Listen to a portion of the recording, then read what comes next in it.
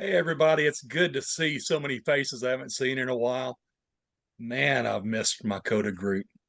All right, so I'm no different than most of us. I grew up in a household that drove me toward abusive people. I'm sure just about everybody in this group is probably falls into that category. There's outliers, of course. Um, I found CoDA 3 years ago, or almost 3 years ago. Uh,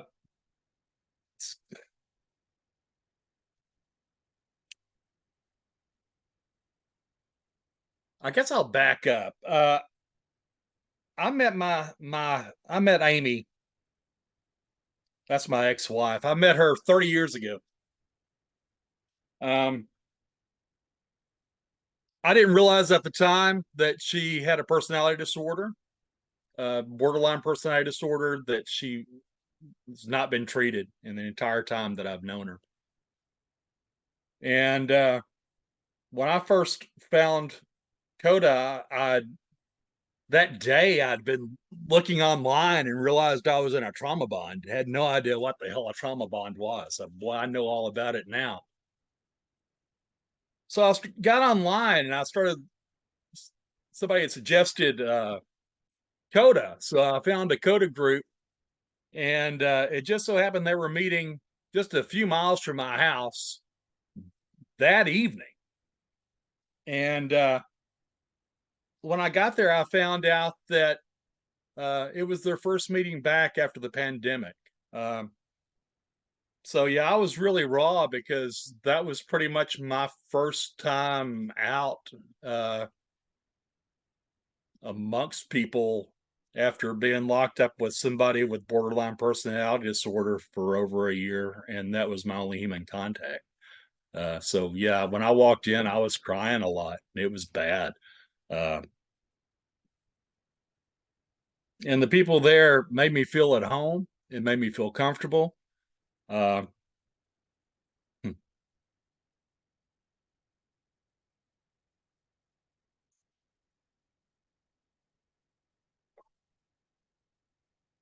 so I started showing up week after week.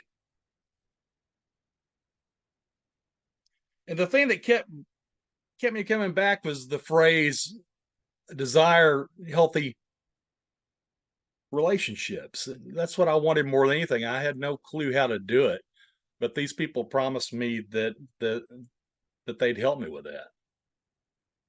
So I've read books and I've watched videos and I've listened to podcasts, uh, read message boards. I know all about trauma bonds now. I've got all the knowledge.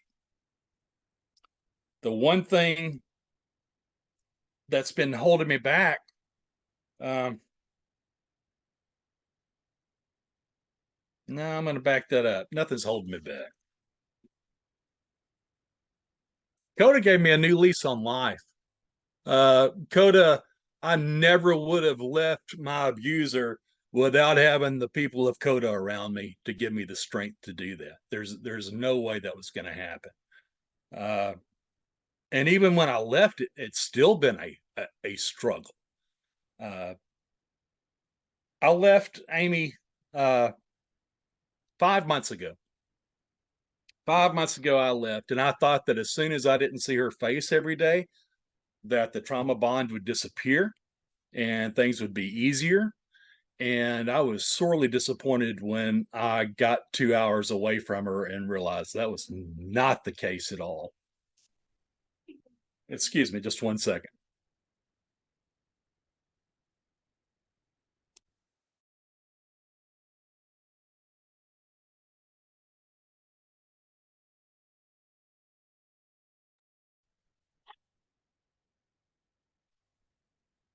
Sorry, I've got a puppy that's going crazy in the background.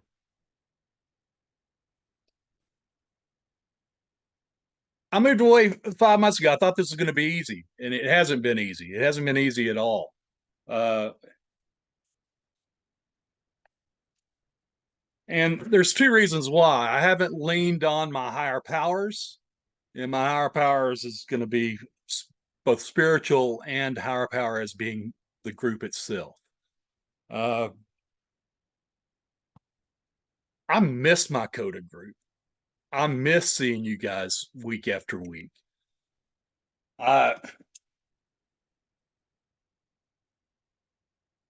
I miss that.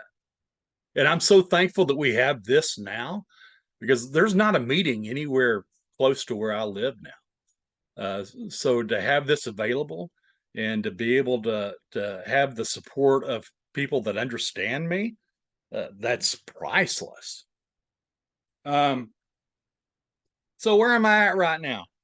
Um, I left 5 months ago, but I continued sporadic contact.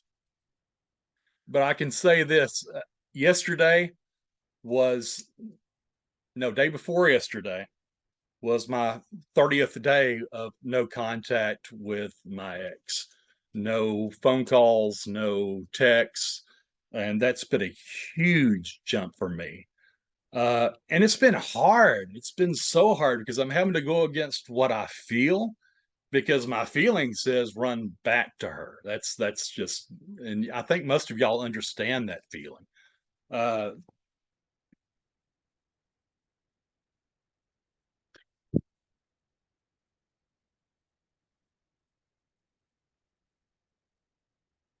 to know I'm not alone in this is powerful.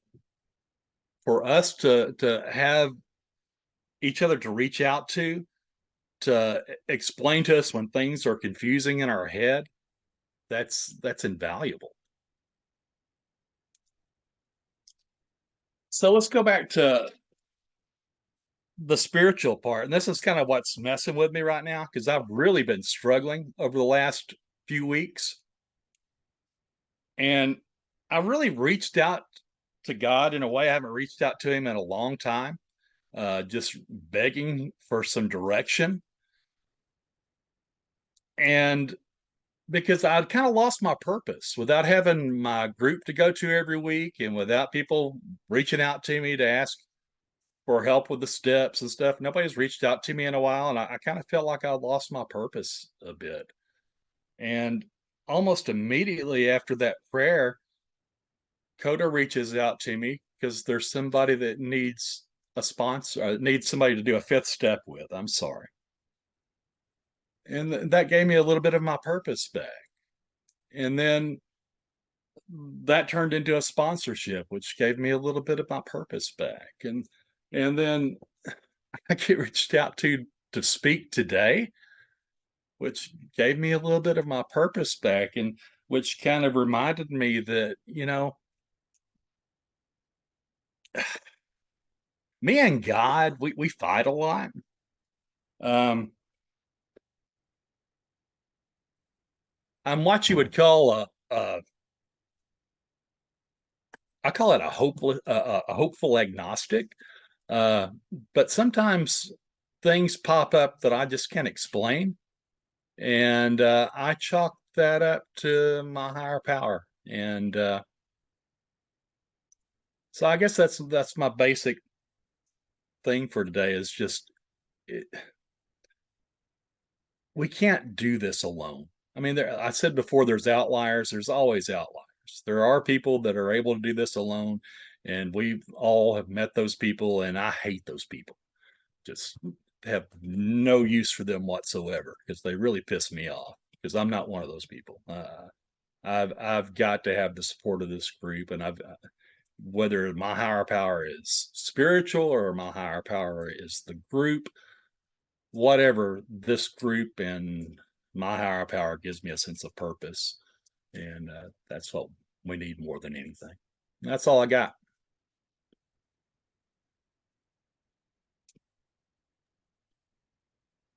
Thank you so much, Bryan, for sharing. We really appreciate you. Would you like to do any questions in the chat or would you like to end there? No, I'd be glad to if I Okay. can answer anything. Okay. If anyone has any questions for Bryan, go ahead and populate them in the chat so that we can address them in these last few moments of his sharing time. And if you could read those to me, I have to lean in real close to see them. I understand. I just got a new prescription. Sorry. So lots of people are saying thank you in the chat. Thank you for your vulnerability and thank you for your helpfulness.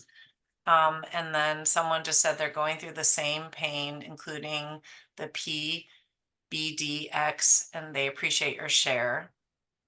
And any questions that we can put to the front so that it can still be on the recording portion? Okay, we have from Thomas P. What do you do on the bad days? Oh. Well, what I usually do is not what I should do. And that's the problem. What we should do is reach out to each other. But I think we all know how heavy that phone is because we don't want to add more burden to our friends and the people that we care about. So, but I've been reaching out more here recently.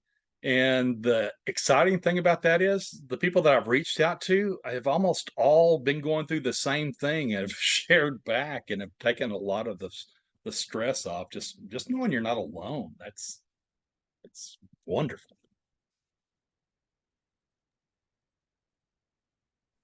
How do you function without a meeting from Gay G?